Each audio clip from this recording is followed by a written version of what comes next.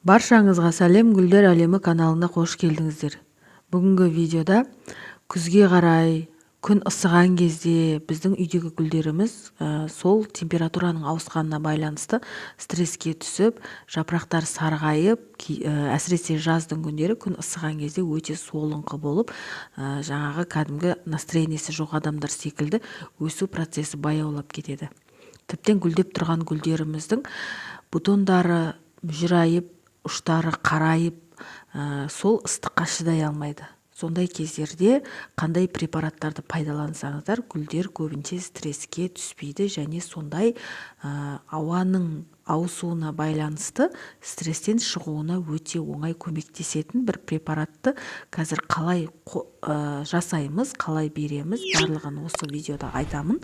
Видеоның соңына дейін көріңіздер, каналға тіркеліп, лайк басып, комментария жазып, қоңыраушаны қосып қойыңыздар. Егер де түсінбеген жерлеріңіз болса, мен комментарияда жауап беремін.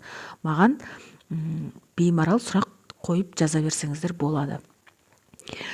Жаңа айтып өткеніндей, көбінше гүлдер негізінде күн ыстықта стресске түседі. Пересадка жасаған кезде де стресске түседі. Жаңағы тамырын ашқаннан кейін олар стресске түсіп қалады. Кәдімгідей солыңқы болып мазасы кетеді. Сондай кездерде осы препаратты жасап берсеңіздер өте пайдалы, өте жақсы көмектеседі. Ауырмай ары қарай жақсы өсіп кетуіне көмектеседі. Мысалы, кей кездерде біздерде болады, бір ұнатып қаламыз бір гүлді, ол басқа қалада сатылып жатады. Көбінше Қызылорда, Алматыдан гүлдер заказ берген кезде олар жол жүріп келеді. Жол жүріп келгеннен кейін қаншама уақыт ол коробканың ішінде жатады. Сол бірінен біріне пересадка жасап, жаңағы таксиге салады. Сондай кездерде гүлдер қатты стресске түседі. Ол кезде ол жарық жетпейді оған, олар сол су құяды да, жаңағы барғанша солып қалмасын деп суын құяды. Енді осындай түрлі противострессный препараттарды шашып жіберуі мүмкін, себебі ол қараңғыда коробканың ішінде келеді. Сондай кездерде де үйге келгеннен кейін дәл солай солыңқы болып стресске түсіп, майысып тұрған болса, дәл осы препаратты жасап беру керек. Және де бізде күзге қарай күн суытып, қыс келе бастаған кезде гүлдер сөйтіп жапырақтары сарғайып, осы суықты көтере алмай, ауаның бірден ауысып кеткеніне дұрыс үйрене алмай, стресске түсіп, біраз ауырыңқырап тұрады. Кейбір гүлдер тіптен оған шыдай алмай өліп қалады. Ал кейбір гүлдер шыдайды, бірақ біраз жапырағын тастап, аяқ астыңғы жақтары жалаңаштанып қалады. Сондай кездерде осындай препараттарды берсеңіздер болады. Қазір маған каналға көптеген көрермендерім жазып жатыр. Гүлімнің жапырағы сарғайып жатыр. Гүлімнің жапырағы осындай болып жатыр. Оны не істеймін? Мүлдем осы сарғайып жатыр деген сұрақ маған көп келеді. Ол түрлі жағдайдан болады. Ол жалғыз бір нәрседен болмайды. Жалғыз ауа райының ауысқанынан болмайды. Ол басқа да түрлі жағдайдан болады.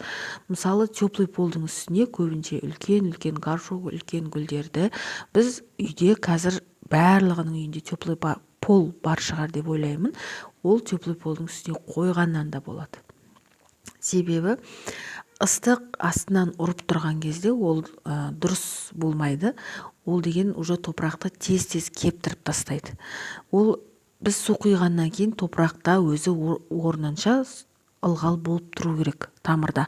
Ол астынан ұрып тұрған ыстық гүлге зиянын келтіреді. Табуретка или болмаса бір стульялардың үстіне қойып қойсаңыздар болады ол гүлдерді. Отопление қосқан кезде де бізді үйде ауа құрғап кетеді. Себебі батарейден ұрып тұрған ыстық үйдің ішіндегі ауаны кептіріп жібереді. Сол кезде де гүлдердің жапырағы сөйтіп сарғаяды. Ал енді кей гүлдер күздің келгені оларға да әсер етеді. Даладағы талдар секілді, талдардың жапырағы сарғайып түсіп қалады ғой күзде. Сол сияқты үйдегі гүлдерге де ол әсерін береді. Кейбір гүлдер соның күз келгенін білдіріп, бұларда астыңғы жақтағы жапырақтарын сарғайтады. Ал енді бізге қандай препарат жасаймыз? Кәдімгі янтарный кислота, бұл барлық гүл сататын магазиндерде сатылады. Қатты қымбат тұрмайды. Осы препарат барлық гүл өсіретін үйде болу керек.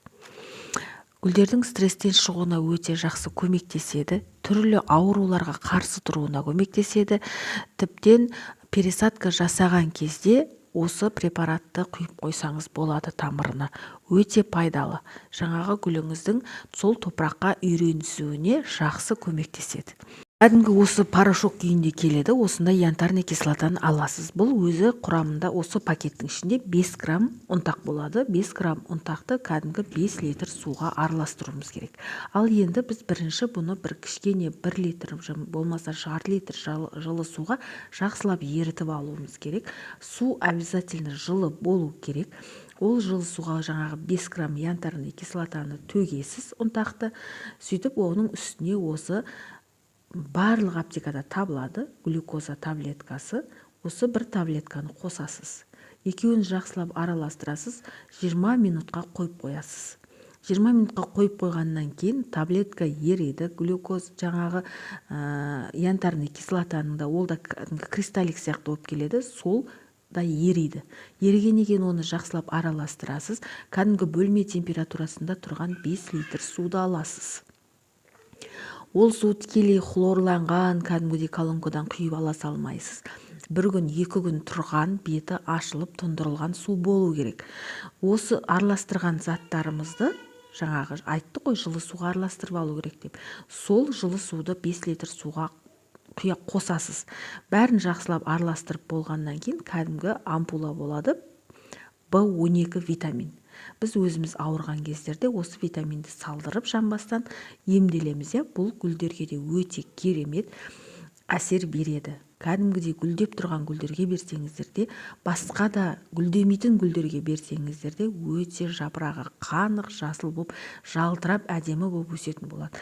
Енді осы бір ампуланы жаңағы 5 литр суға құясыз. Бір ампула жетеді. Бәрін жақсылап араластырып аласыз. Егер де жаздың күні күн ыстық кездерде осы препаратты беретін болсаңыз, онда кешке қарай беру керек. Не болмаса азанда ерте таңғы сағат 7-8-дерде сондай кезде беру керек. Күн ыстық быжып шыжып тұрған кезде бермеңіздер.